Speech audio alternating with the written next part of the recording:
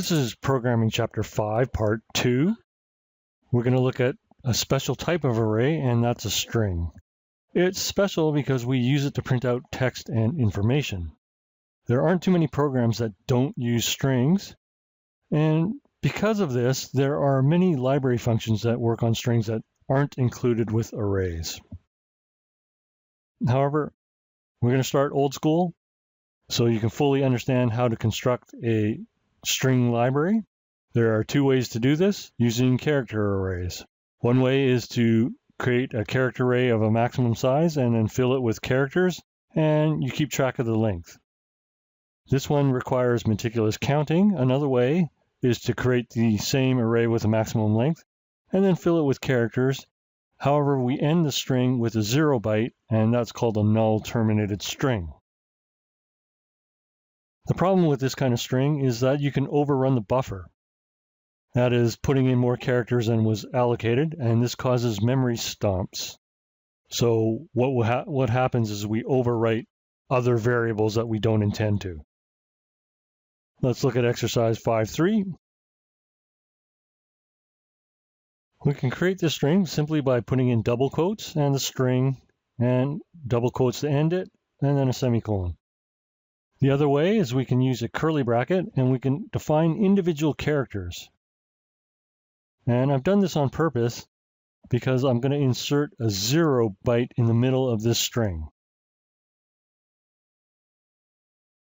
So if we run this, we can see that the first string prints as is a literal string, and we calculate the length to be 25.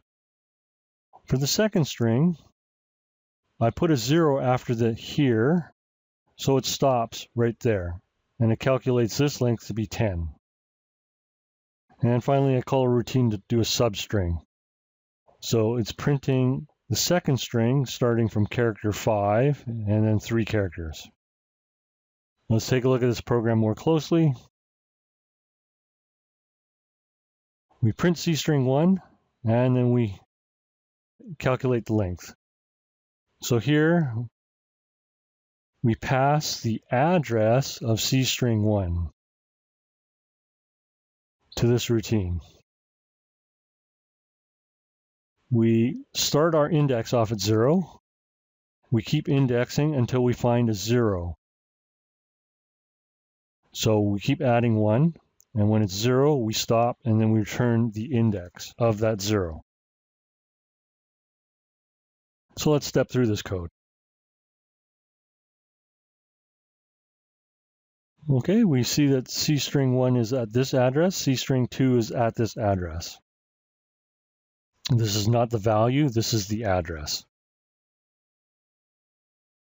So we step into the routine, and we see that we have the address again. We can add a watch. We're going to watch each character of the string. So right now we're at 0, so we're watching the T. Now we're watching the next character, which is H. And so on. And we're going to carry on until we get to the end.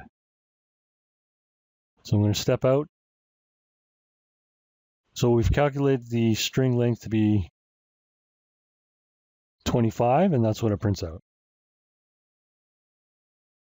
And we do the same thing for string 2. So we get the S, we get the T, and we continue. I'm just going to quickly continue. And then when we get to character 10, that's where we see a 0. So even though there's more that we allocated after this, it's not going to count it. And so we get the 10. And so we get length 10 here. Now this function is going to help you with the rest of your assignment. We're going to print a substring, so that's part of a string. We start at character 5 and we print 3 characters. So we see the string, the address, we see 5 as the start and 3 as the length. We step in. We're looping from 0 to the length. So this will do 0, 1, 2, and 3. And we're going to keep going provided that we don't hit a null terminator. So if for some reason the length was 100, it's going to stop when we hit the null terminator. And we're going to print one character at a time. And we can't see a space, but we can see that the cursor's moved over. And then we print the next character. We see the H. And we're printing the last character, which is the E. And we can just step out of this routine. Step over, and we're done. Your task is to build up a string library. You need to be able to print the left part of a string, the right part of the string. We need to be able to search for a particular character and return the position of that character. We want to be able to reverse a string. That's printing it backwards. And we want to replace a character with another character in that string. So here's an example printout. We're printing the 10 left characters. So that's the 10 left characters. We're printing the right 10 characters of this string. So that's why it prints this. We want to find the first A. So it goes along and finds the first A, and that's at index 8. And printing the string backwards. And replacing all the S's with a $sign. So make sure when you're using characters, you use a single quote. When it's an actual string, you use double quotes. So here we see the S's being replaced.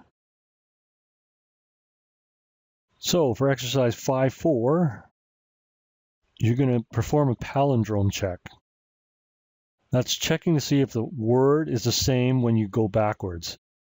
Clearly, palindrome is not a palindrome because it's E, M, O, so on, and doesn't match palindrome.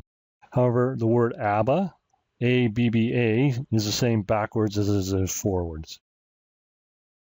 Similarly with mom. So I'm going to show you exercise 5.4 template. Unfortunately, reading strings is a little bit more difficult than reading numbers. So we need a different routine to input a whole line. This routine will do that for you. You don't have to understand it for now, but you could try to if you like. So we allocate a buffer. We read from the console into this buffer. And we pass it the address and the size. That way we don't accidentally overrun the buffer. And finally, we check for the sentinel, and here's a sample print of printing that string. Okay, so we have additional exercises. When you're writing tools, it's important to be able to parse strings so that we can do other processing. So you'll need to create a function, index of string with a starting index. It's like the previous index of string, but we add a start parameter. And here's a sample printout. We enter a sentence. This is a sentence. So it looks for the space, and this is considered the word. Looks for another space, considers that as a word. And here are the parameters being passed in, and here's the values being returned.